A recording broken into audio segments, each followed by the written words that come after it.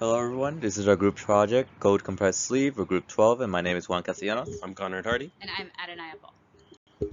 And this is our table of contents. We'll go through each different slides explaining through our contents and defining a problem about code packs. So at first use, it has a low temperature and it can cause code burns along with its short lifespan duration.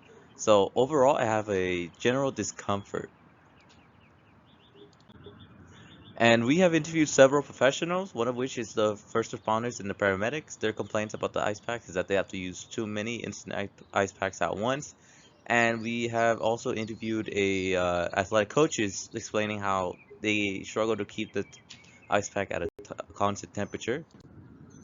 And so far, we have researched patented products and current market products, which have a common issue, which is it's not very versatile for many joints of the body, and it also weren't designed to be kept at a constant temperature.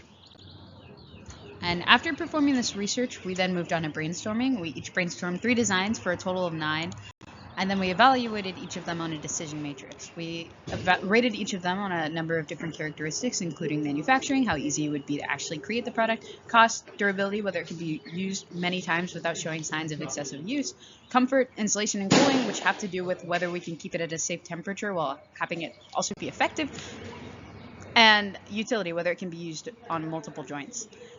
We had 2 designs that won, and we combined the prominent characteristics of those designs. The reason we chose these designs were because of a number of reasons, including the insulative pouch, which slows the rate of heat exchange between the cold device and the air, so it insulates the ice pack to keep it colder for longer, and it also insulates the ice pack from the user. Along with that, we have adjustable flaps, which allows the user to change the amount of insulation based on their needs.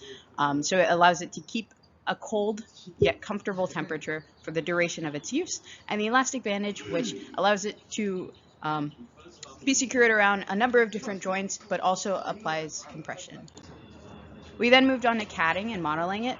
This gave us important insight on how we would actually construct our model, so it told us which parts would be attached to which and in what manner we would assemble them. For the actual materials of our product, we did a separate decision matrix for each of the fabrics that we might use. There is a conductive fabric decision matrix that is not listed on this slide, but we had a number of the same categories, except we included thickness as well because we didn't want our product to be extremely stiff.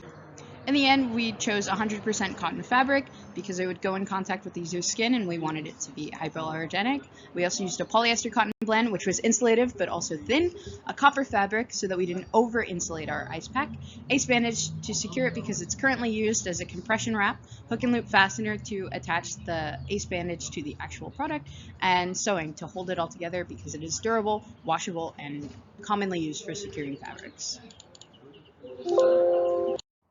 After deciding this, we then moved on to the creation of our first prototype. This prototype, like the model, gave us important information on how the product would actually be assembled because we had some trial and error in the sewing. But the product had 2 single-layered insulated flaps and Velcro that was attached to help secure the ace bandage to the actual product.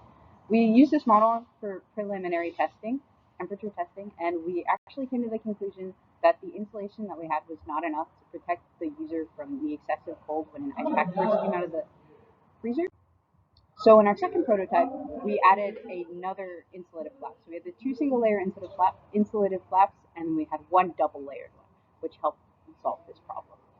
All of the other parts of this design were the same from the first prototype to the second. Now, with the fabrication of the prototypes finished, we were able to start testing our prototypes to make sure that it met the design criteria and constraints that we set when making this project. The first test we conducted was to make sure that it kept the ice pack at a cold temperature for longer, indicating that it was prolonging the usage time of that ice pack. So to do this, we measured a control pack and then a pack within our ice pack pouch and compared the temperature data over a set amount of time. As you can see from this graph, we were able to keep our temperature about 7 degrees Celsius colder than the normal ice pack, and we were also able to slow the rate at which the temperature increased, which would prolong the usage time of this ice pack. The second test we conducted was a comfort test to make sure that it was both comfortable in fabric material as well as temperature, knocking out criteria 2 and number 4. This test, we asked each participant to rate the comfort of the temperature as fabric on a scale of 1 to 10, and to be a successful test, we needed a 7 out of 10 on both criteria.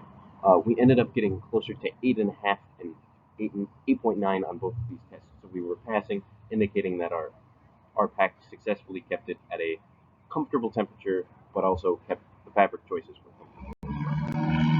The third test we conducted was a fit test to make sure that it could be used on multiple different joints.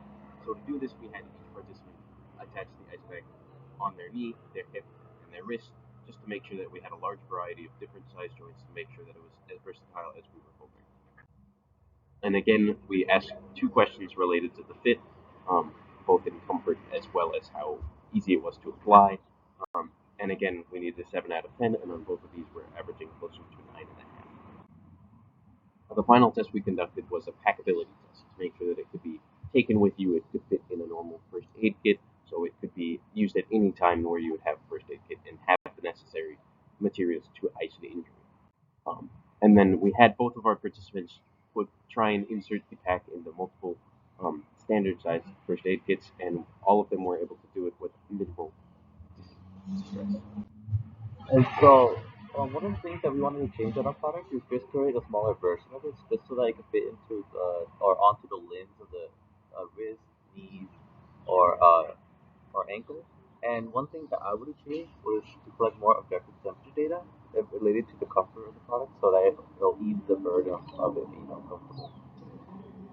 One other thing that we could change as a group was maybe to include a smaller ace bandage with the product, because part of the issue we had was when we were testing it and when we were using it, when we tried to apply it to a smaller joint like a wrist or an ankle, the issue was that it was bulky because we had lots of wraps of ace bandage, because we had a long ace bandage to wrap around all of the different joints, the larger joints. So that ace bandage would go around 6 or 7 times, which made it bulky and hard to use. And then one thing I would personally do is get more practice sewing, so our seams look more professional, because some of them were a little shaky. And one other thing we could have done better for our product was improving the attachment of the ACE bandage and the Velcro. The way that we did it, the ACE bandage was under tension and it caused warping. And also when we were sewing it, we had some problems with the needle gumming up because of the adhesive. So we would have just refined that process a little more and had more of a secure attachment. And then I would have liked to have made more prototypes to send to industry professionals or simply have testing from a wider population. All of our test subjects came from SATO, so it would have been great to see our product be used in a wider variety of situations. Thank you for listening.